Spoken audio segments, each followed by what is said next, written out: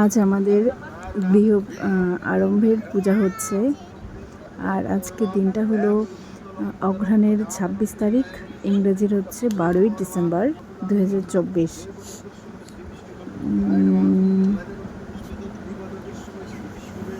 এই ব্রাহ্মণ পুজো করছে, ওই আমি শঙ্খ বাজাচ্ছি। আর এখানে সবাই আছে, আমার শাশুড়ি, শ্বশুর, পাড়ার কাকিমা, আর আমাদের যে কন্ট্রাক্টর কাকা তিনি আছেন। আর এখানে আমার শ্বশুর কি বলে এটাকে মশলা দিচ্ছে, আমার শাশুড়ি মশলা দিচ্ছে। তারপর আমার বর, একে একে সবাই আমরা দিচ্ছিলাম, মানে যেভাবে করতে হয় করছিলাম। আর ওই ছেলে আমার,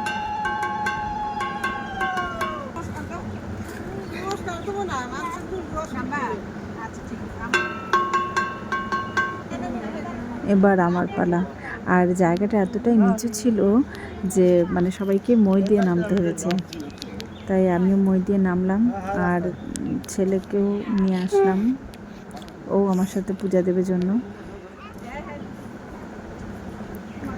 তারপর আমিও মন ভরে ঠাকুরের কাছে চাইছিলাম যে সমস্ত কিছু যেন ঠিকঠাক মতো হয়।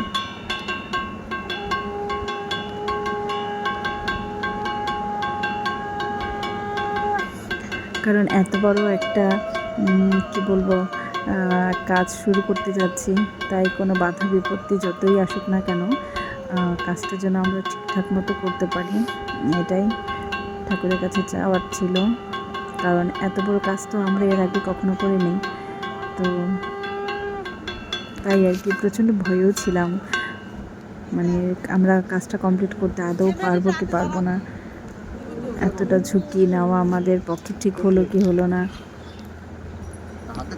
তবুও ভগবান সহায় ছিল, কৃষ্ণ সহায় আছে, কোনো টেনশন নেই, সব কিছু হয়তো ভালোই হবে। আর আমি খুবই কৃষ্ণকে খুবই মানি, রাধাকে খুবই মানি, তারা আমার সব পাশে সবসময় আছে, মাথার উপরে আমার সবসময় তারা আছেন। আর এখানে আমার বাবা মাকে আসতে বলেছিলাম, তারা আসতে পারেনি, তারা কিছু সমস্যা ছিল তাই জন্য আসতে পারেনি। আমি চাইছিলাম ওরাও আসুক, কিন্তু ছিল না। ঠিক আছে, নেক্সট টাইম থাকবে অন্য কোনো কাজে।